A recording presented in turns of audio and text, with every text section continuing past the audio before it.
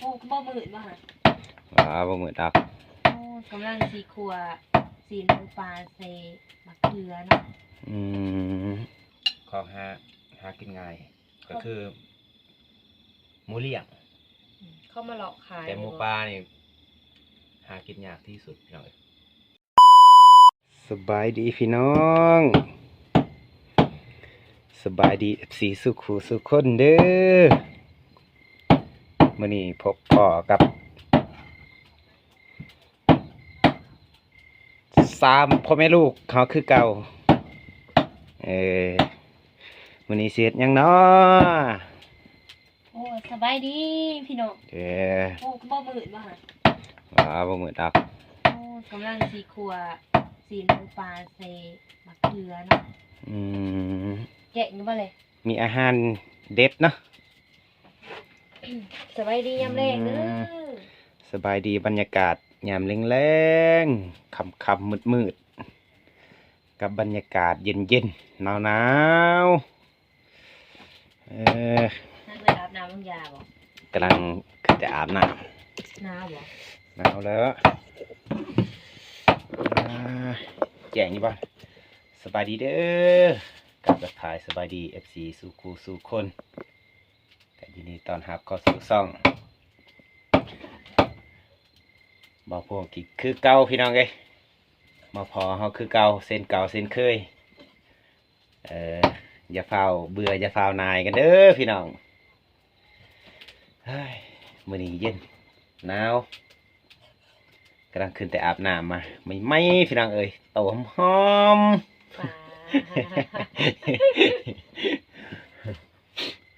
บ่หอมแล้วเนาะพี่น้องเนาะว่าหยอกกันแหละ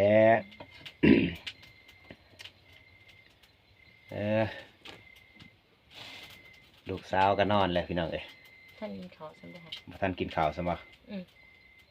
นอนแล้วลูกสาวเฮานอนแต่หัวค่ำได้ซีนหมูปลามาพี่น้องเอ้ยนี่สิถ่ายเบิ่งเด้อสำนี้แหละเบิ่งลายบ่ได้สิคลิปสิติดเรื่องพี่น้องเอ้ยซื้อแซนกีบบ่นี่บ่ได้ตัวโลนึงพี่น้องเอ้ยไม่มาที่แซนสีนอันนั้นเด้มออันนั้นได้บักเพาะได้อยู่แซนมันขึ้นไปคนในบ้านนี่บ่บ่จักมาได้มันจักมันเอามาแต่ใส่มันขายก็เอาโอ้ใหม่ๆสดๆเลยนี่แซนกีบแบ่งให้พวกอินเนนเด้2 ตอนบ่ได้ตัวครึ่งโลนะพี่น้องเอ้ยสีหมูปลาเพราะว่าสีหมูนี่เป็นของที่แบบว่าหายากเนาะของปลาของปลาหายากก็เลยแพงแน่คันว่าสีหมูบ้านก็สิประมาณโลเท่าไรเด้เดี๋ยวนี้โล80ประมาณนั้นแหละพอกับบรรยากาศเฮือนครัวคือเก่าพี่น้องเอ้ยเฮือนลังหน่อยคอยหักเฮือนลังหน่อยแต่ว่าแซนอบอุ่นว่าซั่นสิขัวใส่ยังใส่มะเขือเป็นเมฆัวคือเก่าพี่น้องเอ้ยโอ้เห็นอย่าไปติบนบ่คักปานใดมันขานี่เป็นเมฆัวคือเก่าเนาะเมฆัวเก่านี่เด้เพื่อนเฮาก็บ่มีไฟฟ้าเด้อพี่น้องเอ้ยใส่โซลาร์เซลล์เนาะโซลาร์เซลล์นี่มันสิบ่เหลือมตาบ่บ่เหลือมดอกนี่บรรยากาศเทือนครัวเฮาก็สิประมาณนี้แหละพี่น้องเอ้ยมาตอนมืดตอนค่ำมื้อนี้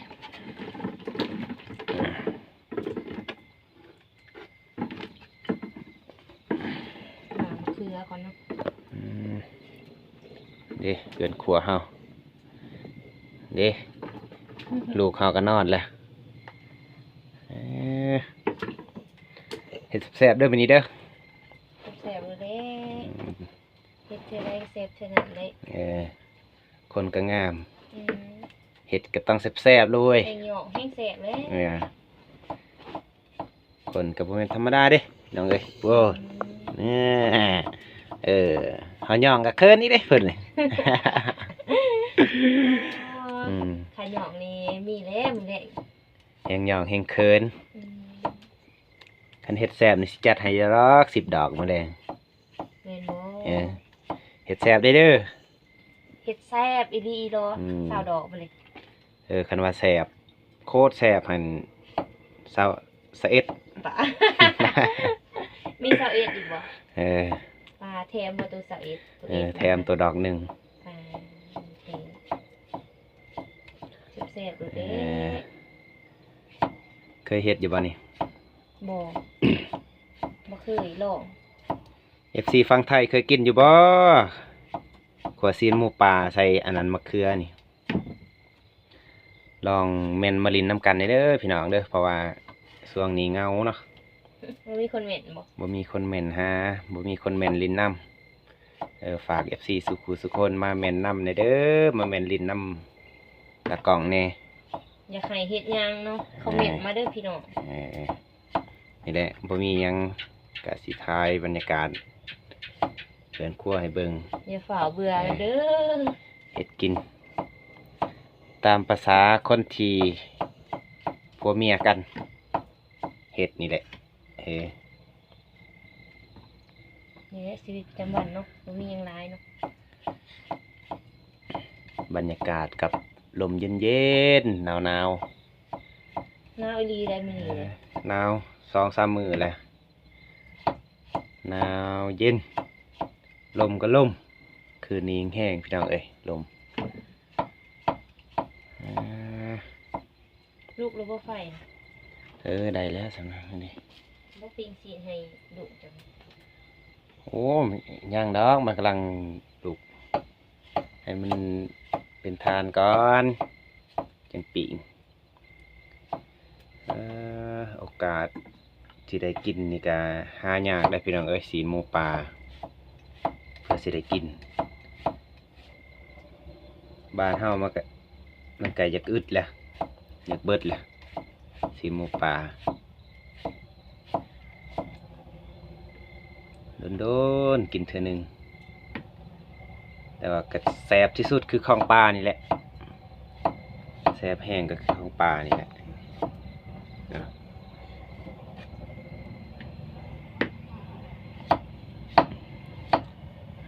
บ่พอหรือบ่ อี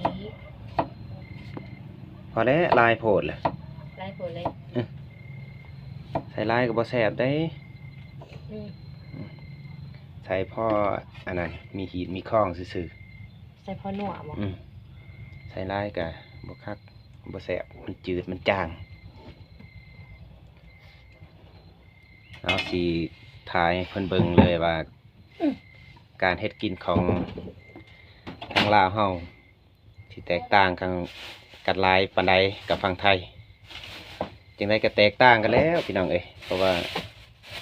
คนลาวเฮาชนบทเฮาก็สิประมาณนี้แหละเฮ็ดสไตล์บ้านๆบ่ต้องมีอิหยังมากมายบ่คือทางฝั่งไทยเนาะฝั่งไทยบ่เว้าแล้วฝั่งไทยอยากกินหยังก็ซื้ออยากกินหยังก็ซื้อแล้วอยู่ไทย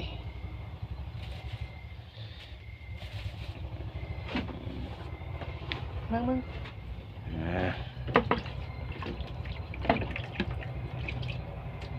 แกะมันก่อนเลย แจ้ง หมดผิดกันเนาะ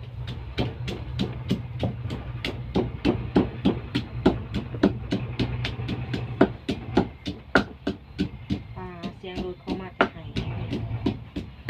เสียงรถมาแต่ไห้เสียงสะดันวันไหวเฮ้ยมีแต่รถกับนั่นพี่น้องเอ้ยเสียงดังแฮงกว่าหมู่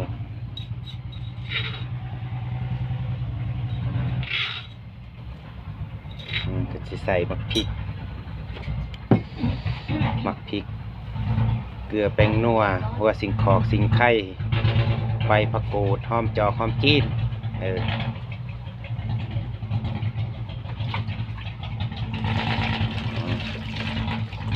โอ้เสียงรถสลายดีเว้ย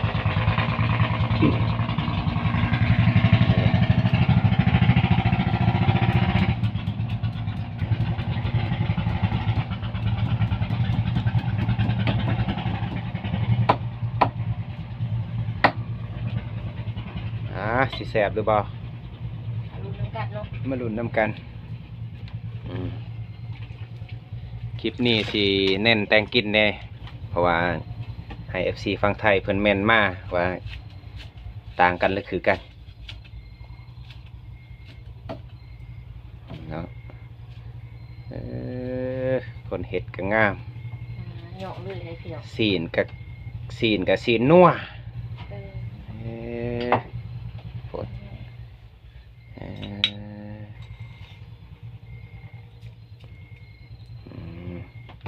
ให้แสบเด้อมื้อนี้เด้อ ที่เสียนะอะไรเปล่าหรอก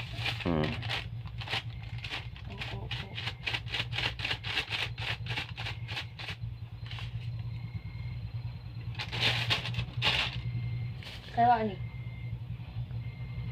ถั่วใช้เลยนะให้มันเหมือน ใส่ในนึงบ่แม่นพับเด้ใส่หลาย ให้น้ำน้อยนึง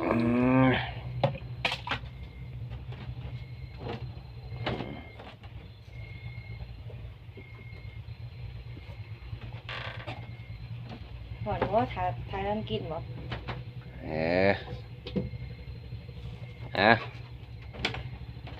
ถ้าถ่ายตอนกินนี่เด้อพี่น้องเด้อ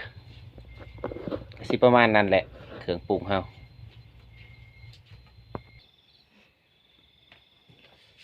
เอามาเด้อพี่น้อง ตอนนี้ก็แล้วๆเนาะนี่เนาะ เรียบร้อยแล้วมากินน้ำกัน ขวดซีนหมูปลาใส่มะเขือเนาะมาเด้อกินข้าวน้ำกันเด้อพี่น้อง แสบบ่น สิเบิ่ง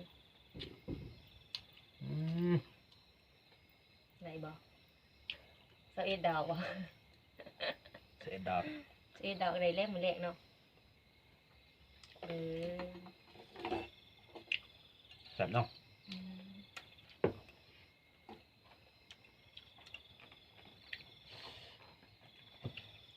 บ่มีหยังพี่น้องเอ้ยมีแต่หัวสีนกับ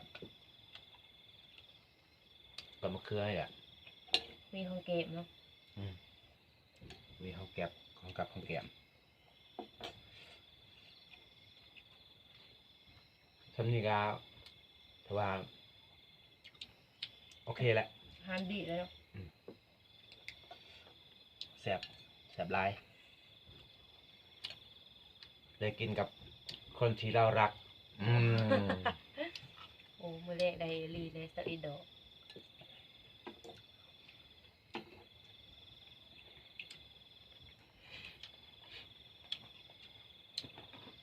เคยกินป่ะ บ่เคย ซีนหมูปลาอะไร บ่เคยกินนะกินแต่หมูเขาเลี้ยงค่ะ กินแต่หมูบานเนาะ หมูพันธุ์เล็ก หมูพันธุ์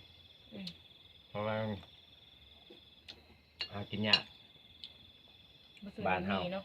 บ้านเฮามันจะอยากเบิ้ลดอกอยากสูญพันธุ์ไปละ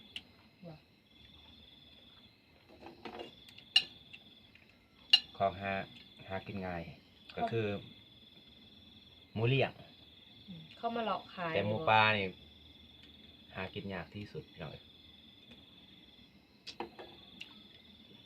เขาหาหลอกขายนี่บอก เวลา ไม่ไหนเลย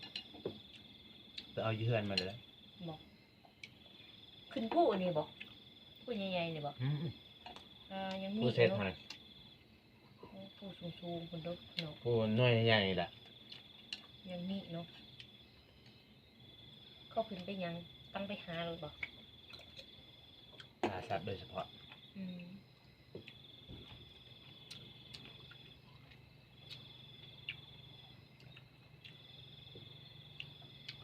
บุพงเองบ่เคยกินคือกันพี่น้องเลยชิ้นหมูปลา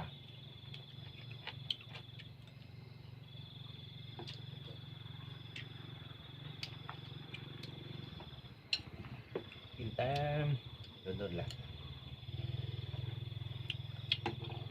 เดี๋ยวมาจะใช้ตอนนั้นซื้อกันบ่ ซื้อคือกัน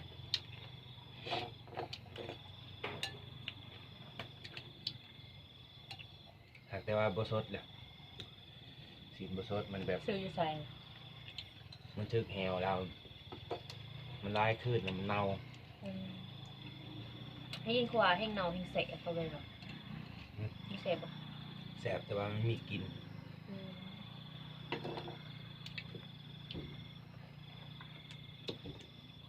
มันมีกลิ่นเน่าๆกาสิเน่าวะแบบลายมือมันถึกแหวเป็นทิศ เขาบอกว่ามันถึกเนาะแล้วเขาไปจอบเบิ่งบ่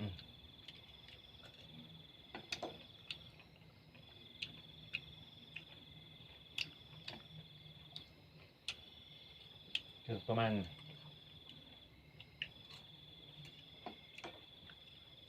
2 มื้อในการเน่าแล้วเพื่อจะเอาลงมาจะคู่อีก เจ้าเคยคืนอยู่บ่ เคย ป้าคืนในที่เลยม่วนบ่กูคืนย่ำใดเลย ยามนี้นะ หนูหนาวๆนี่ เพราะว่าอยู่ภูเซตเฮาอยู่เทิงพุ่นมันมีอันนั้นเด้ มีหิว มันมีจุดท่องเที่ยว บ่เคยคืนเคยคืออยู่บ้านเฮลบ้านนี่เฮนเห็นบ่ เดือน ม่วน นี้ บ่ แล้ว ขึ้นเทิง จะหน่อยเดือนหน้าเนี่ยมีละคนขึ้น ว่าม่วนบ่ขึ้นเทิง ขึ้นไปดินม้วน บ่เคยคืนเทื่อ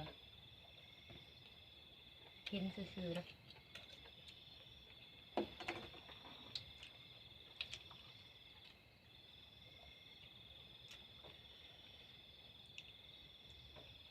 บัดคืนก็นอนอยู่หันบ่ นอนอยู่หันแล้ว คืนแล้วบ่ได้ลงมาบ่ โอ้ขึ้นไปดินเปล่าน อนคืนหนึงบ่ เพื่อสิฮอดนี่ก็ จักมอง ขึ้นแต่7 โมงนี่ประมาณฮอดเทิงพุ่นประมาณจะโมงวะประมาณ10 โมง 11 โมงอย่างเงี้ยพอดีขาดเสาขึ้นไปแล้วก็นอนคืนนึงก็ลงมา บ่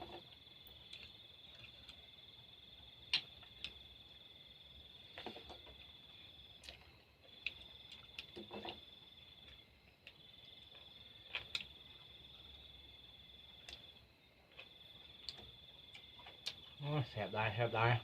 บ่ได้อิ่มเนาะ มาเด้อ FC เอ้ย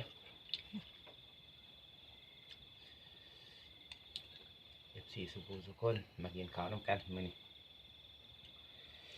ได้อาหารดีเด้อมื้อนี้สีหมูปลา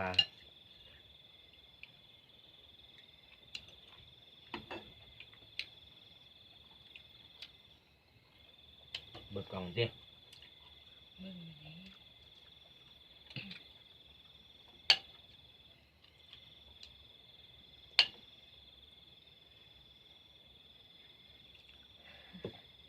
ยอด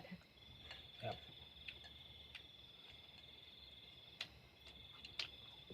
ได้ลูกสาวนอนก่อนไปกินสับ อยากนอนเฮ็ดเนาะลูกสาวเพิ่นน่ะ เงินปีงเพิ่น บ่ได้นอนตอนเละเนาะ อู้ทำเขาพี่น้อง คำง่ายๆบ่ บ่คือคำคนเด้ ทางพูดไปได้ คำคนนี่ใหญ่กว่านี้ บอกให้คอยจะเจ็บบ่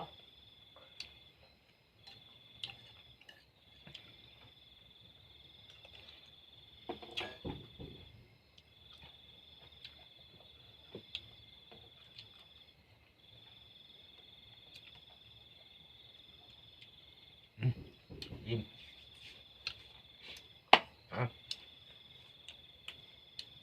ที่พ่อกับซีมี่สำนีนะพี่น้องเอ้ยกินที่เด็ด กินซีหมูปลากิ กินที่ว่าหากินยากที่สุดบ้านเฮา จบคลิปตัวนี้ ฝาก FC สู่ครูสู่คน กดไลค์กดแชร์เลยเนาะ กดไลค์กดแชร์เพื่อเป็นกำลังใจให้เอา2 คน3 คนเฮ็ดคลิปต่อไป ขอจบคลิปไว้สำนี้ ขอ เด้ จบ อ คลิป พี่น้อง พอการคลิปหน้าเด้อพี่น้อง บ๊ายบาย